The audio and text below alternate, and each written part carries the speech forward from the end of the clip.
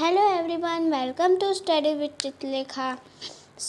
बच्चों, आज हम लोग पढ़ने वाले हैं कक्षा छठी की हिंदी का सामयिक परीक्षा 1, जो कि 2026 और 27 वाला पेपर है। तो चलिए शुरू करते हैं आज की वीडियो। तो वीडियो शुरू करने से पहले अगर आप चैनल पे नए हैं तो फिर इसको सब्सक्राइब कर दीजिए, लाइक कर दीजिए, शेयर कर दीजिए और बेल आइकन को भी प्रेस कर दिए और सब्सक्राइब भी कर दीजिए, जिससे आने वाले सारे वीडियोस जो भी मैं बनाऊँ वो सबसे पहले आपके फ़ोन पे आए और आप कोई भी ऐसी इम्पोर्टेंट वीडियोस को मिस ना कर सकें। वीडियो को शेयर करिए अपने दोस्तों के साथ, जिससे वो भी मेरी वीडियोस देख सके और सीख सकें। तो चलिए शुरू करते हैं आज की हमारी वीडियो।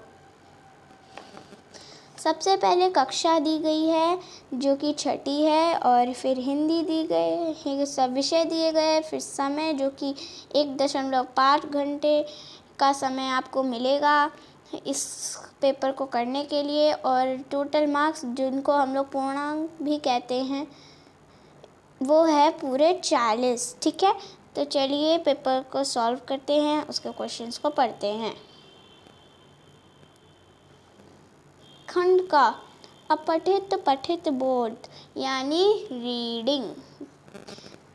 तो ये एक पैसेज टाइप का है जिसमें हम लोग पढ़ेंगे पैसेज को, और फिर नीचे प्रश्न दिए गए होंगे, हमें उनके उत्तर देने होंगे। तो चलिए पढ़ते हैं। प्रश्न 1, निम्नलिखित पंक्तियों को पढ़कर प्रश्नों के उत्तर दीजिए। ठीक है, चलिए अब हम लोग पंक्तियों को पढ़ते हैं।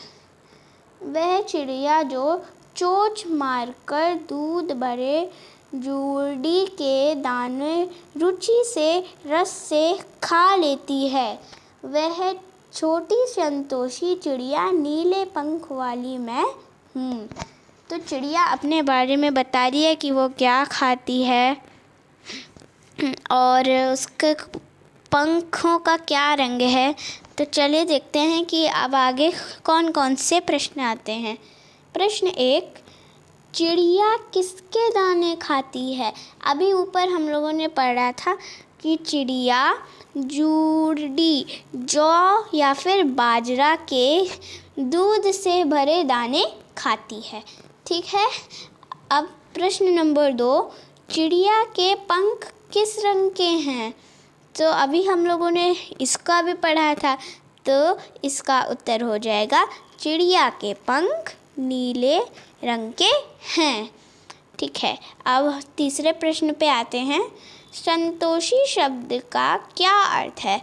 तो उत्तर हो जाएगा संतोषी का अर्थ है जो कम में ही खुश या तृप्त हो जाए। ठीक है, अब चलिए नेक्स्ट क्वेश्चन पे चलते हैं।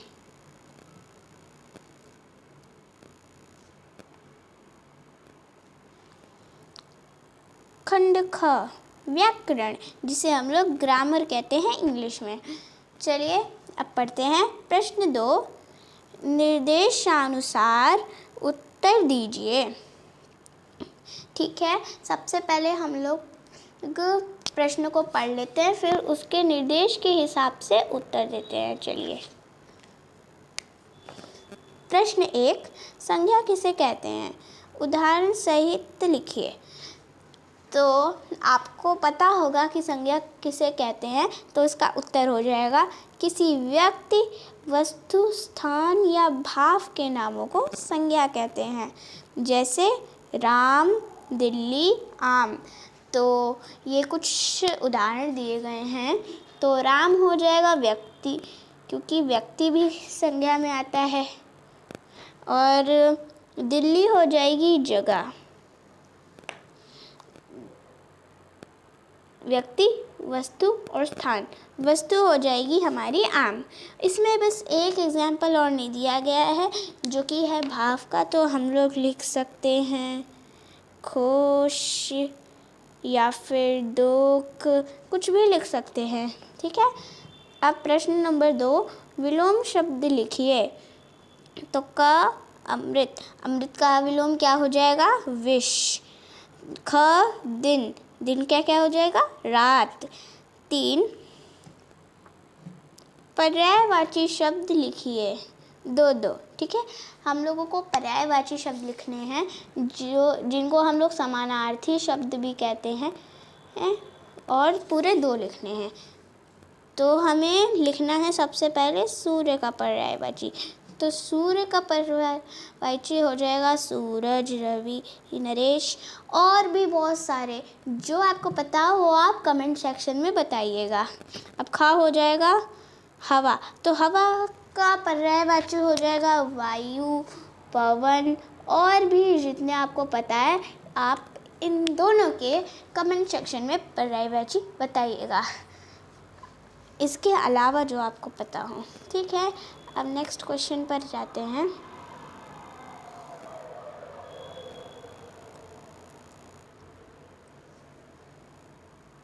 नेक्स्ट क्वेश्चन है हमारा खंड ग, पाठ्य पुस्तक, जिसे हम लोग वसंत भी कहते हैं। तो चलिए पढ़ते हैं। प्रश्न 3,